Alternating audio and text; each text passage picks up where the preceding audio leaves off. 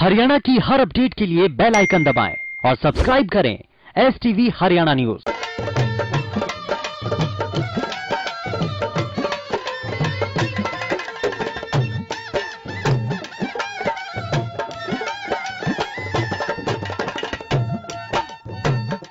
राम राम नमस्कार। आप सब हरियाणा न्यूज देखने लागे और मेरा नाम से सोनिया सतानी। आप सारा का घना स्वागत करूं हमारे खास हरियाणवी बुलेटिन चौगरदा के हरियाणा में। तो चौगरदा की खबर की शुरुआत करेंगे एक अहम अपडेट की गया जो आप सब ने बेरा से कि कोरोना का संक्रमण लगातार जारी है। तो इससे बीच हरियाणा में और दिल्ली में जो बोर्ड की परीक्षाएं हैं वह भी होनी है। तो इससे बीच सीबीएसई की परीक्षा ने लेकर सरकार ने बड़ा फैसला कराया है। दरअसल सीबीएसई 12वीं की परीक्षाओं ने टालन लाग रहा है, जबकि 10वीं की परीक्षा रद्द कर दी है। बुधवार ने पीएम नरेंद्र मोदी ने शिक्षा मंत्री और मंत्रालय के अधिकारियों की गिला बैठक करी थी, जिसमें जो फैसला लिया गया। लेकिन उन्हें दूसरी ओर अगर हरियाणा बोर्ड परीक्षा की तारीखों में कोई बदलाव नहीं करा गया है। दरअसल हरियाणा में 10वीं और 12वीं बोर्ड की परीक्षाएं तय टाइम पर होंगी, जिसकी पुष्टि बोर्ड अध्यक्ष डॉक्टर जगबीर सिंह ने कर दी है।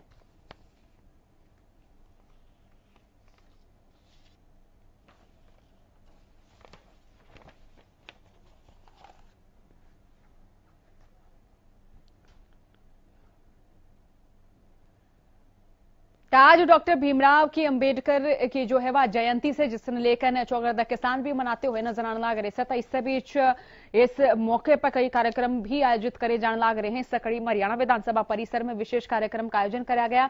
इस दौरान सीएम मनोहर लाल ने बाबा साहेब तक श्रद्धांजलि देते हुए उनकी प्रतिमा पर श्रद्धासुमन अर्पित करे। उन्होंने कहा कि अंबेडकर जी सब खातर शिक्षा के पक्ष धर रहे हैं। जब संविधान निर्माण का उन तक जिम्मा सौंपा गया तो उन सबके विचार ने लेकर संविधान का निर्माण कराया था। साथ ही उन्होंने कहा कि कश्मीर तो धारा 370 हटाकर प्रधानमंत्री नरेंद्र मोदी ने डॉक्टर भीमराव अंबेडकर से सच्ची श्रद्धांजलि दी से।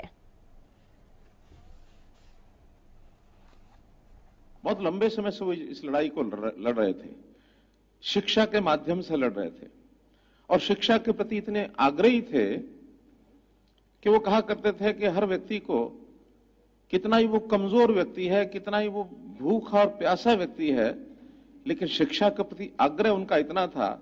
वो कहते थे अगर आपके पास 2 रुपए हैं तो आप 1 रुपया खाने के लिए रखो, रोटी के लिए रखो, 1 रुपया शिक्षा के लिए रखो। बड़ा सोच समझ के कि देश की आजादी के निर्माताओं ने, आजादी लेने वालों ने, देश के निर्माताओं ने उनको संविधान बनाने की जिम्मेदारी दी। सबके विचार लिए, सबके विचार लेने के बाद एक आदर्श संविधान कैसा हो सकता है इस देश की आजादी के बाद में हर वर्ग का ध्यान रखा, समन्वय बैठाया, संघर्ष का रास्ता नहीं बताया। समन्वय चाहिए, गरीब हो अमीर हो उसमें भी समन्वय चाहिए, मजदूर और मालिक उसमें भी समन्वय चाहिए, छोटे और बड़े उनमें भी समन्वय चाहिए, गांव और शहर उसमें भी समन्वय चाहिए। खास करके लोगों को अधिकारों के साथ साथ कर्तव्य भी होने चाहिए, इसके बड़े आग्रही थे। संविधान के अंदर 370 जोड़ने की बात आई। आज तुम जानते हैं 370 क्या है, क्या थी। उस समय उन्होंने विरोध किया था।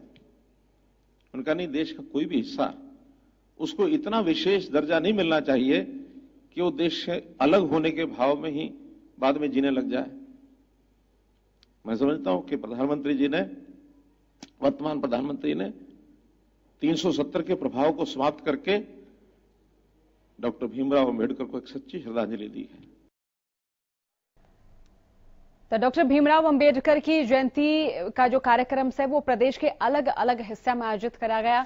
आपने जानकारी दे दिया कि आड़े भिवाड़ी में भी एक कार्यक्रम आयोजित करा गया, जिसमें कृषि मंत्री जेपी दलाल, बीजेपी प्रदेश अध्यक्ष ओम प्रकाश धनखड़ और सांसद धर्मवीर सिंह ने शिरकत करी। ओम प्रकाश धनखड़ और कृषि मंत्री ने कहा कि आज भी संविधान निर्माता जी याद करे जा रहे हैं और उन्हें न्यू कहा है किसान आंदोलन जो फिलहाल कराया जा रहा है यो उचित नहीं है। ओम प्रकाश धनखड़ ने किसान आंदोलन उचित नहीं बताया। उन्होंने कहा कि किसानों का विरोध आदेशा पर आधारित है, लेकिन सत्य पर आधारित नहीं है। आज पूरे प्रदेश में संविधान निर्माता बाबा साहब भीमराव अम्बेडकर की याद में कार्यक्रम किए। उसी श्रृंखला में हमारे भिवानी के भारतीय जनता पार्टी के कार्यकर्ताओं ने ये कार्यक्रम रखा और सारा देश जो है ऋणी है बाबा साहब का कि उन्होंने जो संविधान दिया, उन्होंने जो संविधान के रूप में गाइडलाइन दी, उसी व्यवस्था की वजह से आज जो लोकतंत्र है देश में, कमज़ोर से कमज़ोर आदमी को बराबर का अधिकार मिला हुआ है और समान अवसर सबको मिले हैं। सारा देश हमको आज के दिन भारतीय जनता पार्टी पूरे देश में बाबा साहब भीमराव अम्बेडकर जी की जयंती मना रही है और ये कार्यक्रम 11 से शुरू हुए हैं तो अभी भी 25 तक चलेंगे।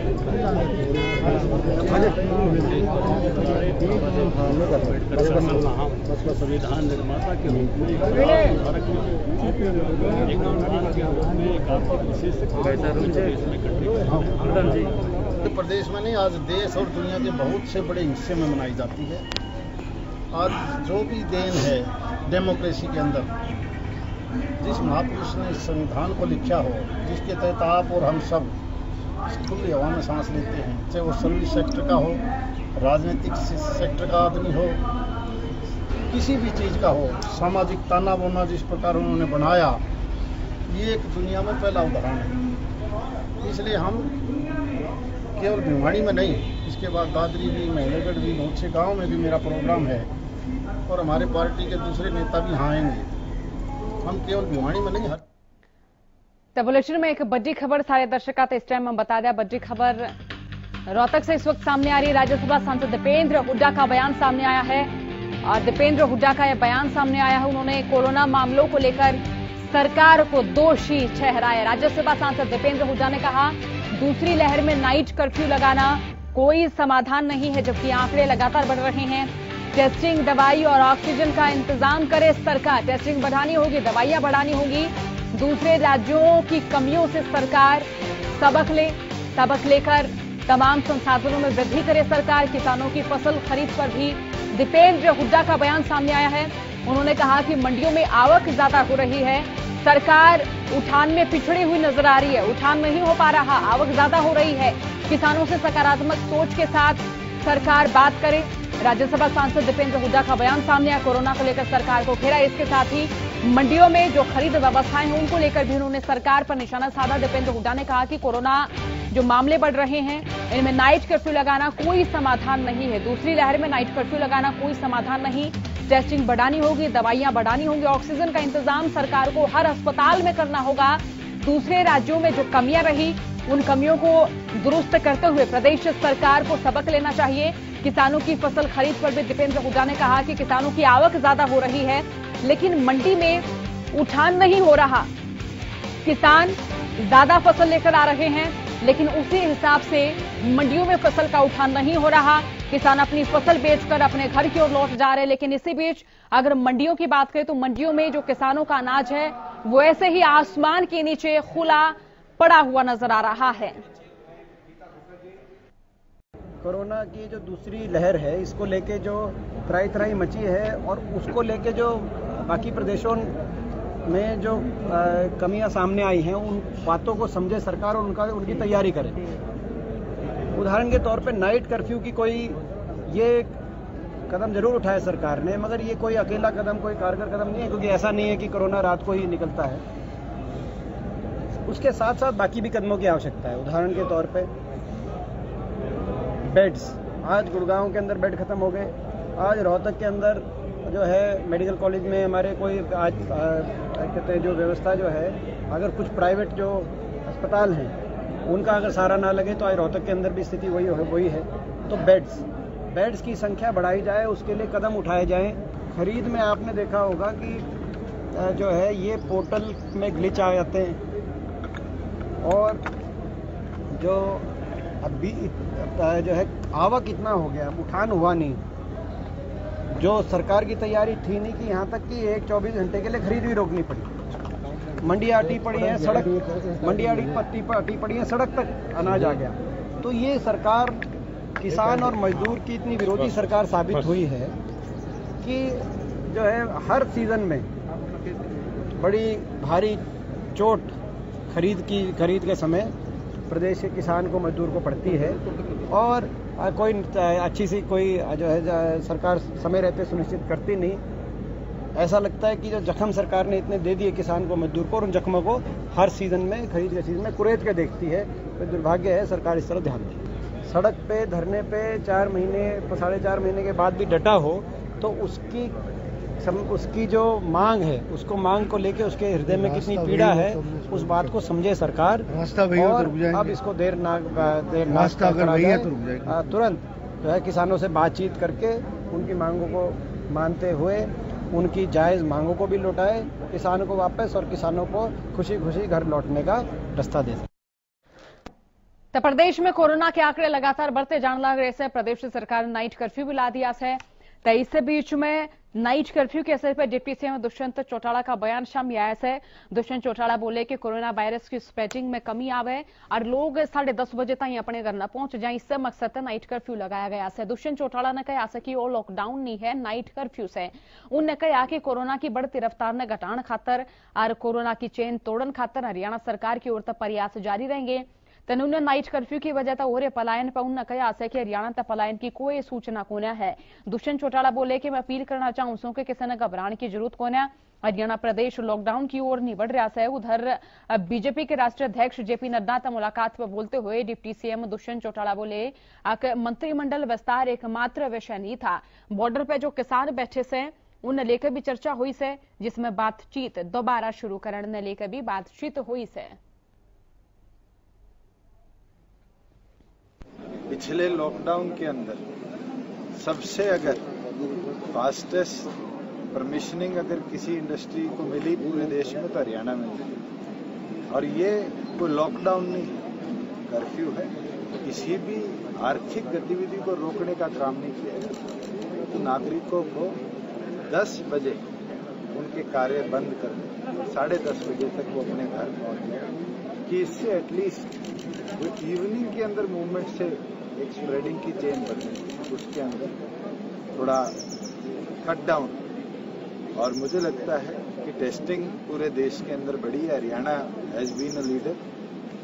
मेडिकल फैसिलिटीज हमारे से ज्यादा कोई स्टेट आज डेवलप नहीं करता, और आज उसका नतीजा है कि हमारे रिकवरी रेट देश में प्राथमिक 5-7 राज्यों में आता है। आटा मंगाया है, अभी तक कोई भी पलायन की सूचना नहीं। और मैं एक हरियाणा में काम करने वाले व्यक्ति को विश्वास दिला देता हूं कि आपको घबराने की जरूरत नहीं है। प्रदेश लॉकडाउन की ओर नहीं चल रहा। प्रदेश सिर्फ व्यवस्था को सुचारू रूप से चलाया जाए, जिसमें ये महामारी और ना हो, उसके और एहतियातन कदम उठा रहे। और इसके लिए तो प्रधानमंत्री ने स्वयं तमाम राज्यों के मुख्यमंत्रियों से चर्चा करी थी। उस समय भी कहा था कि हम लॉकडाउन की ओर नहीं जाएंगे, हमें तो सिर्फ कर्टेल करना है। और कर्टेल के लिए मुझे लगता है नाइट कर्फ्यू एक महत्वपूर्ण कदम है। अंतर कोई विस्तार एक विषय नहीं होता मुलाकात। आज के दिन हमारे प्रदेश के बॉर्डर पे 4.5 महीनों से लोग बैठे हैं। वहाँ भी एपिडेमिक का नंबर इंक्रीज हो रहा है, उसके ऊपर भी चर्चा हुई। उनकी बैठक जल्द हो, उसके ऊपर भी चर्चा हुई। मैं तो प्रधानमंत्री से भी आग्रह करूंगा कि किसी सीनियर मिनिस्टर को इस टीम में और डालकर इन नेताओं से चर्चा रखें, और नेताओं से भी आग्रह करूंगा कि आप भी चर्चा जारी रखें। बिना चर्चा के समाधान नहीं आएगा। आज प्रोक्योरमेंट हुई, किसान के खाते में पैसा गया, कोई मंडियां बंद हुई, कोई एमएसपी किसान को ना मिला हो तो पंजाब को भी आखिर में आके किसान के खाते में पैसा डालने का निर्णय लेना पड़ा, जो इसके विरोध में थी। तेनूने प्रदेश में कोरोना का कहर लगातार बढ़ता जाने लग रहा है। सर, इस बीच स्वास्थ्य मंत्री अनिल विज ने अस्पताल की तैयारी की जानकारी साझा करी। सबनी बोले कि हमारे दौरे संसाधन की कोई कमी को नहीं। अस्पताल में पीपी किट, बेड और दवाइयां की उचित व्यवस्था पहले ही कर दी गई है। मंत्री अनिल विज ने कहा है कि प्रशासन पहले आते हैं कोविड ने लेकर अलर्ट मोड पर। सत्य उन्होंने पॉलिटिकल रैली ने लेकर अनिल विज ने साफ कर दिया है कि पूरी ढालतर रैली पर रोक नहीं लगाई गई है। भीड़ ने लेकर सरकार ने जो नोटिस जारी कराया वो लागू रहेगा, जिसके तहत आउटडोर कार्यक्रम में 500 और इंडोर कार्यक्रम में 200 लोगों के इकट्ठे होने की परमिशन से। इसके अलावा मंत्री जी बोले कि हम किसी भी कीमत पर लॉकडाउन नहीं करेंगे। एक और सवाल, पॉलिटिकल रैली भीड़ इकट्ठा करने पर भी हमने नोटिफिकेशन जारी कर दी आउटडोर में 500 से ज़्यादा, चाहे धार्मिक हो, राजनीतिक हो, सामाजिक हो, सोशल हो, पारिवारिक हो, 500 से ज़्यादा इकट्ठे नहीं कर सकते। इनडोर में 200 से ज़्यादा इकट्ठे नहीं कर सकते और फ्यूनरल में 20 से ज़्यादा इकट्ठे नहीं कर सकते हैं। और सख्ती से हमने अधिकारी को कह दिया कि सख्ती से लागू करें।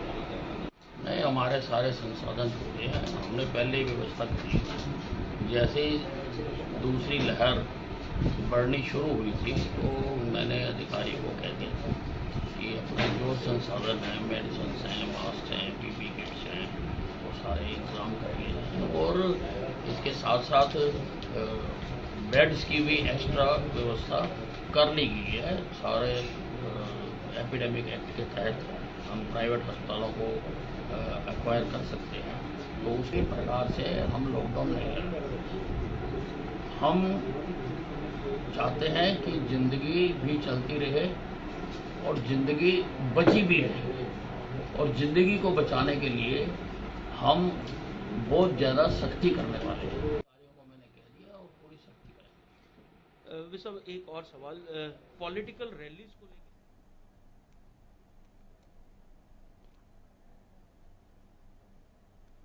भीड़ इकट्ठा करने पर भी हमने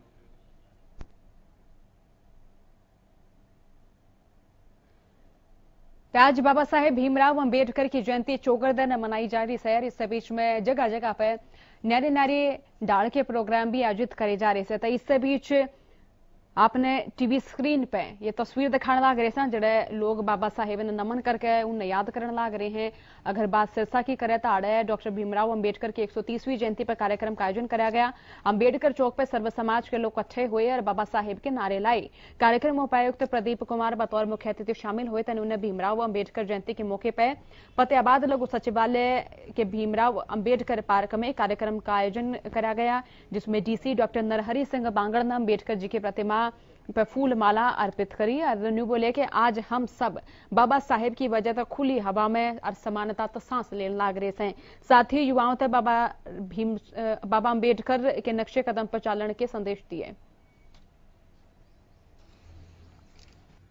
बाबा साहब ने हमारे संविधान के निर्माता रहे हैं।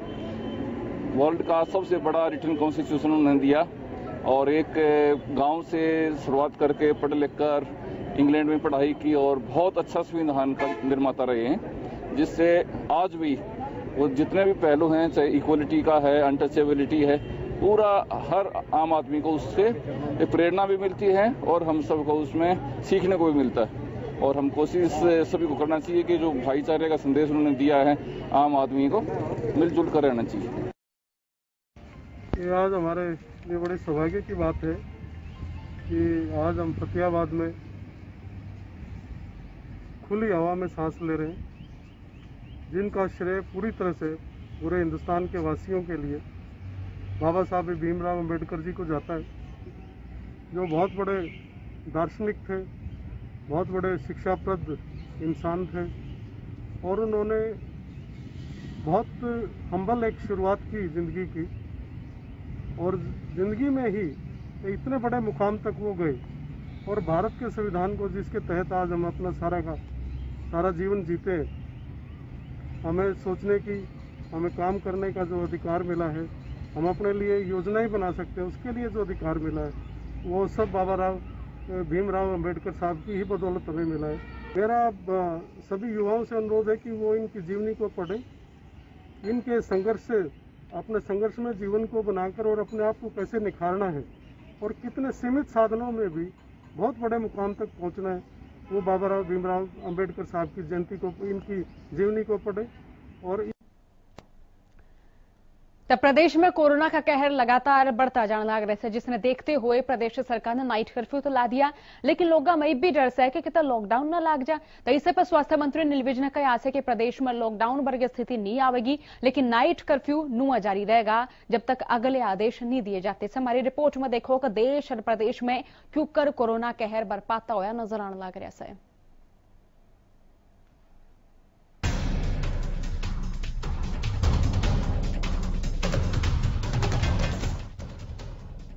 देश में बेकाबू हुई कोरोना वायरस की दूसरी लहर का कहर बढ़ता जाने लग रहा है। दिन प्रतिदिन कोरोना संक्रमण के नए मरीजों ने लेकर नए रिकॉर्ड बन रहे हैं। देश में बुधवार ने ई बताई कि सब तक गणी 1,85,000 तक गणी नए मरीज मिले थे और 1,026 लोगों की संक्रमण तय जान गई थे। इससे एक दिन पहले मंगलवार ने कोरोना मरीजों के मामले में मामूली गिरावट आई थी। मंगलवार ने बीते 24 घंटे में करीब 1,62,000 नए कोरोना मरीज मिले थे और 879 तक गणी लोगों की जान भी चली गई। देश में पिछले करीब एक हफ्ते तक हर दिन 1 लाख तक गणी और 4 दिन तक 1.5 लाख के पार कोरोना मरीज मिल रहे थे। देश में कोरोना का कुल आंकड़ा पिछले 24 घंटे में आए कुल नए केस 1,84,372। पिछले 24 घंटे में हुई मौतें 1,027। पिछले 24 घंटे में कुल मरीज ठीक हुए 82,339। भारत में कोरोना संक्रमितों का कुल आंकड़ा 1,38,73,825। भारत में कोरोना तो मरण वाले का कुल आंकड़ा 1,72,085।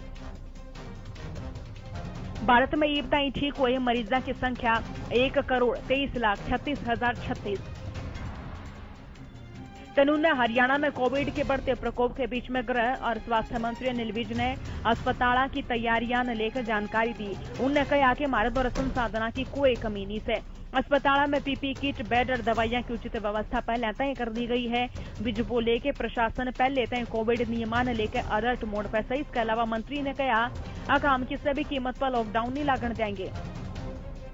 तो आओ इब एक नजर डाला हरियाणा में कोरोना की नई गाइडलाइंस पे। कोरोना पर गाइडलाइन हरियाणा में नियम रात 10 बजे तक तड़के 5 बजे तक नाइट कर्फ्यू। अगले आदेश तक लागू रहेगा नाइट कर्फ्यू। फ्रंटलाइन वर्कर्स ने मिली कर्फ्यू में छूट। अंतिम संस्कार में 50 तक गणे लोग शामिल नहीं। अन्य कार्यक्रमों में लिमिटेड लोगों की इजाजत।